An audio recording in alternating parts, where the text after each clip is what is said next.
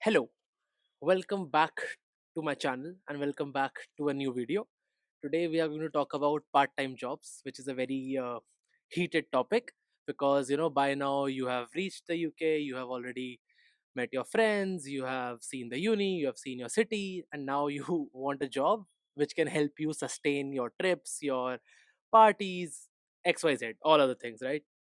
So in this video, we'll talk about how to get part-time jobs and I'll try ranking these part-time jobs as well. Like we'll rank them on the basis of how easily you can get them, how flexible they are, and how much labor intensive these jobs are.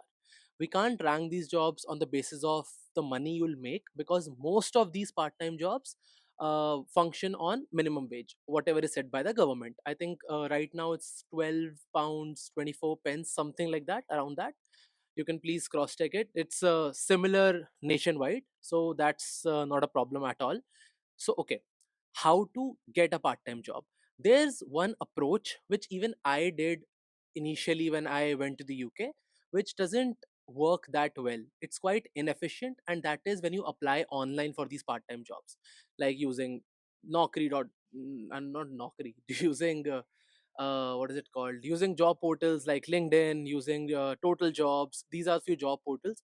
I also applied on them, but the response rate is quite low, and I believe part-time jobs. So my stupid phone got full, so I had to redo it. Okay, so as I was saying, I believe part-time jobs, you getting a part-time job via these portals won't work well because the portals are slow and the hiring process is slower. Okay, and these part-time jobs in a restaurant, in a fast food chain, in a retail store, they are quite fast paced. Like people are leaving and they want new people very quickly. So rather than doing that, I would suggest you, what you do, when you go to that particular, when you are in that particular city, you open Google Maps, as every city would have that one particular city center, right? Like apart from London, as London have multiple, these cities like Manchester, Birmingham, Nottingham would have a city center which would be a hub of these restaurant, bars, patisseries, and bakeries, bakehouses, everything, right? And retail stores, all these things. So once you make that list, so what you do is make like 10 Indian restaurants, 10 bakeries, 10 Italian restaurants. Once you make that list, you make sure you have printed CVs with you, like at least 20, 30, 40 printed CVs with you. In that CV, write down a similar experience. I know people who go from India to do masters, we don't have any part-time experience. Like we have never worked in a bakery, we have never worked in a restaurant, but you just write it in case, like you had an idea to start a clothing brand and you did this, did that, did this. Your friend had a cafe, you helped him in getting more clients, you helped him with customers, all those things. Just write those things down, and also most importantly, please mention your availability on your CV, because that is a key thing that they look out for, because they want to see, like, do they have those shift timings or not. Only then they can hire you, right? So put those things down in a CV as well. Now you have printed CVs, you have a list of restaurants, you start walking over to these restaurants, like fix 2 3 days that you will cover these many restaurants. Go to the restaurant, and now when you're in the restaurant, make sure you're confident, you're smiling, you're dressed decently well, and don't just ask for job from the first person you meet. Once you enter a restaurant, with a very confident and, like, with a smile, just ask any person whom you see in the restaurant that, can I please speak with the manager? They don't have the authority to deny you in speaking with the manager. Your aim is to get the manager to talk to you, because if you hand over a CV to any person in the restaurant, that person might forget to pass it on to the manager, or he'll just throw it away. So you have to talk to the manager. So you can just be like, if they ask you, like, why do you want to speak to him, it's regarding what, just tell them that it's regarding an opportunity. He has previously worked in similar restaurants, I would love to utilize my experience over here. Just try to get the manager in. Once you have been successful in doing that, once the manager arrives, tell, like, like, as you have worked in a previous restaurant, and you live close by as well, you can cover any shift timing from opening to closing. You can also cover for any employee if needed in emergency case. So that way you'll get a good chance that the manager is interviewing you right now, and if he likes you, if he likes your confidence, if he thinks that you will be a good fit after he knows your availability, then he'll be straight away hire you. Okay, and you will be hired on basis of part what is it called, sorry, minimum wage itself. So that's your best bet. Okay, now from this list of restaurants, keep fast food joints separately, like these McDonald's, KFC, Domino's, Pizza Hut. These are separate, and these fine dine restaurants are separate.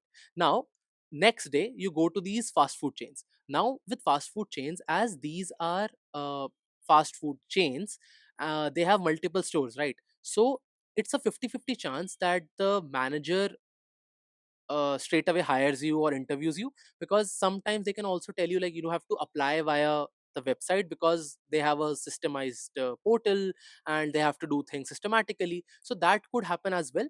But in some cases they could just hire as well if they are severely understaffed. Okay, so keep that in mind. Now, with these restaurants, online portal jobs won't work, because these restaurants mostly are standalone restaurants, right? They don't have a dedicated website, they don't post their jobs on a dedicated job portal as well. That's why your best bet is going to the city, talking to these restaurant owners or managers, and trying to impress them and get a job.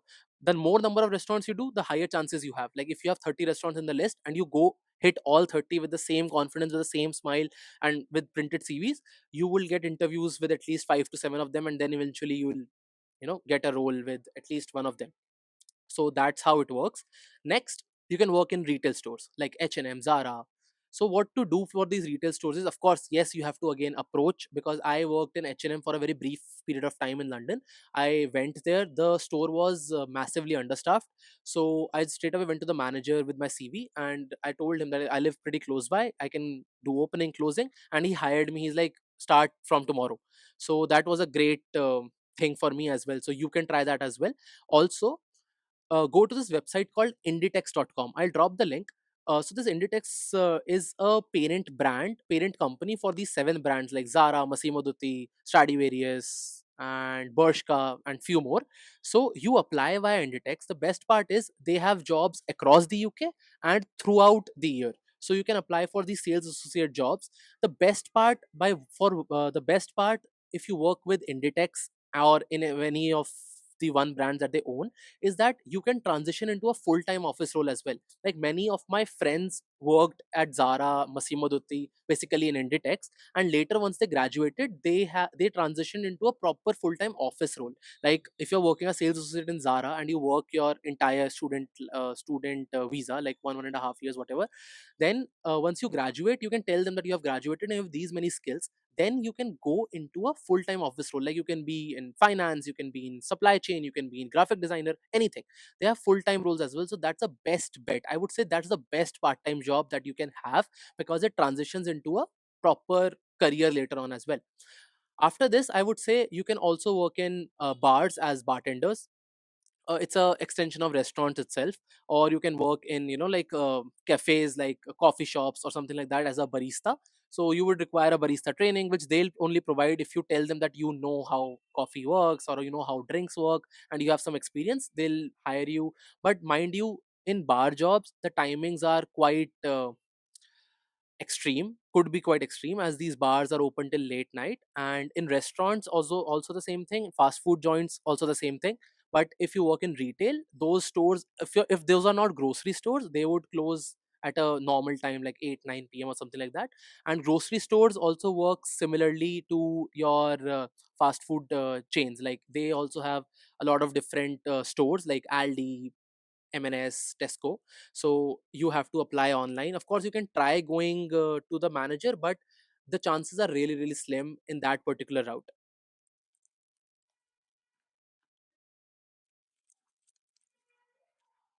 Okay.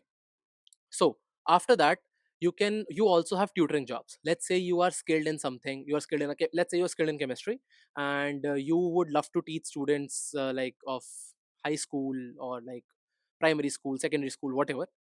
You find a tutoring house, go there, tell them that you have knowledge of this particular subject and you can teach till this grade. They'll take a small exam, they'll interview you, and if everything goes well, you can get a job over there as well. And the best part about this job is, first, the timings would be really good. Second, you might get paid more than minimum wage, because teaching is a great profession over there. Later on, if you love doing that, you can apply for a teaching license, I think, and then you can transition into a full-time teaching role as well. And the sponsorship also, like you have good chances of getting sponsored later on as well, if you keep on working as a tutor slash teacher, whatever. Next, if you have money, if you have capital to put down and you have time as well, you can get a license and get a vehicle like a cycle or a motorcycle, not a motorcycle, a scooter basically. And it's a little what is it called, investment intensive, as getting a license is not that cheap and easy as well. You would require some money, but once that is done, then you can work at your own hours, right? But just 20 hours. But make sure, the risk with this job is that these days there are a lot of scams happening in delivery jobs. So police might stop you and question you with your regarding your visa, regarding your BRP, anything. So be prepared for that. But if you're doing everything legally, you shouldn't be scared of that. Okay, so now I would love to rank these jobs. See, I would say the best one, for in my experience, would be working with Inditex. Why? Because the timings would be good. You will be dressed nicely. You'll be meeting nice people, and the labor intensity of that job is not as much. Like on a scale of 10, I would say it's 5 or 5.5 on 10 as labor intensive. In terms of flexibility, quite good flexibility. It's not very high flexibility, but decent flexibility. And ease of access is also really good because it's available across the UK and it's available throughout the year. So you have great chances. And if you apply near, like if let's say you're going in September and you if you apply at that time, Christmas would be approaching, Black Friday would be approaching, so they'll be in a desperate need for more people. So timing would matter as well. So I would rank that job at the highest, then would be delivery jobs, then would be tutoring jobs, and last would be fast food or bars. Why? Because these fast food and bars are very, as the name suggests, they're quite fast paced. So in that case, the pressure is quite a lot. And as you are a trainee, you have never worked there, it's quite labor intensive. Like it's 8 to 9 on 10 on labor intensive. Like you would be either in front of house, middle, or back. So front of house is people who take orders. Like if you go to McDonald's, the people who take the orders on the till is front of house. Then middle is people who prepare the food, and the back is people who wash the entire thing. Like, that's a terrible job. I would say, like, if there's a drastic need for you to have a job, do that. But if you want something like chill, don't go get yourself into that, because it's really really labor intensive. You won't get time to do anything else. And but yeah, in bar, if you're a bartender and you enjoy doing that and you don't mind long hours, you can make some tips as well throughout your shift. And restaurant jobs, if you're working in a good restaurant, again, three sections in restaurant as well. But if you're working in the front of house, waitress or waiter in a good restaurant in a good location, it's like a mid-level job. Like flexibility is also okayish, not that great, because shift timings are quite strict over there. And you get paid minimum wage, but you also have some chances of getting tipped, and the free food thing also exists over there. So I hope this video was helpful. I tried breaking down part-time jobs, how to get them and how should you approach them. Also, if you want any help regarding your, like, once you have graduated, regarding your job search, regarding your, and if you're going to the UK, regarding your uni, regarding how to structure your profile, I would be more than happy. Please feel free to connect. Thank you so much. I'll see you in the next video. Bye bye.